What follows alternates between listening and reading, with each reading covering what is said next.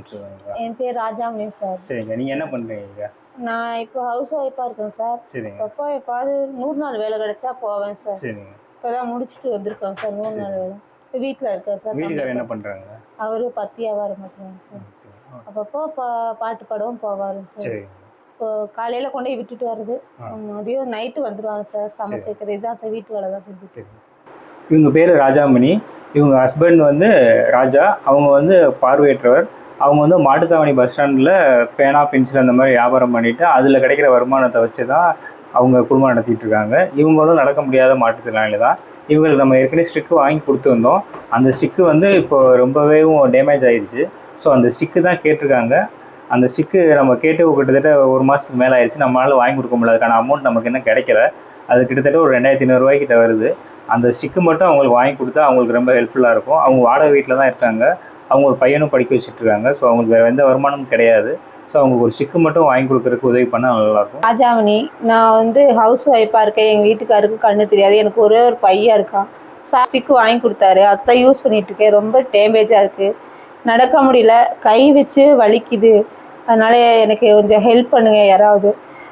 Stick வாங்கி கொடுத்தா கொஞ்சம் நல்லா இருக்கும்னு நினைக்கிறேன். ரொம்ப நன்றி.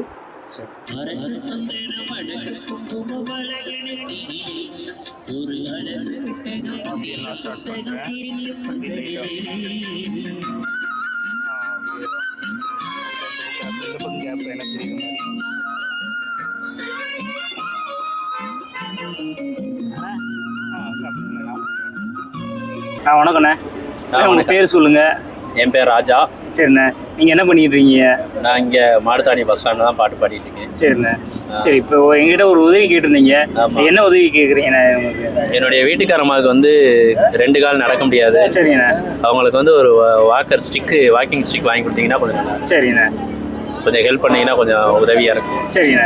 கண்டிப்பாக முடிஞ்ச அளவுக்கு நம்ம சீக்கிரம் முடிஞ்ச அளவுக்கு நம்ம கேட்டு வாங்கி கொடுக்குறதுக்கு முயற்சி பண்ணுறோம். சரிங்க. இப்போ அக்கா பார்த்து வீடியோ எடுத்துட்டோம்.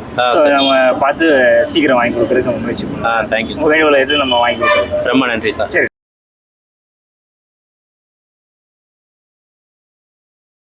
ராஜாமணி அக்கா ஸ்டிக்கு கேட்டிருந்தாங்க. அதை நம்ம வாங்கிட்டோம். இன்றைக்கி அவங்க கொடுக்குறதுக்காக அவங்க வீட்டுக்கு வந்திருக்கோம். வாங்க.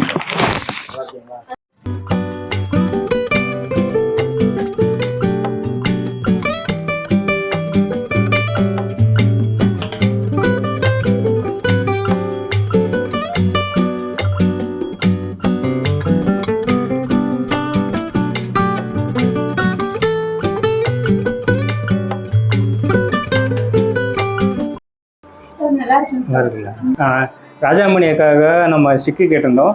ஸோ 2 நாள்லேயே நமக்கு கிடச்சிருச்சு. நம்ம வாங்கிட்டு வந்து அவங்க வீட்லேயே வந்து அவங்களுக்கு கொடுத்துட்டோம். அவங்களுக்கும் ரொம்ப பிடிச்சிருக்கு அந்த ஸ்டிக்கு. ஸோ வாங்கி கொடுத்தவங்களுக்கு நெஞ்சமுண்டு அறக்கட்டளை சார்பாக மிக்க நன்றி. நெஞ்சமுண்டு அறக்கட்டளை மூலமாக எனக்கு ஸ்டிக்கு வாங்கி கொடுத்துருக்காங்க. அந்த அறக்கட்டளைக்கு ரொம்ப நன்றி. வாங்கி கொடுத்தவங்களுக்கும் ரொம்ப ரொம்ப நன்றி. நான் மறக்க மாட்டேன். எப்பவுமே அந்த அறக்கட்டளையும் மறக்க மாட்டேன். வாங்கி கொடுத்தவரையும் நான் எப்பவும் மறக்க மாட்டேன். ரொம்ப நன்றி.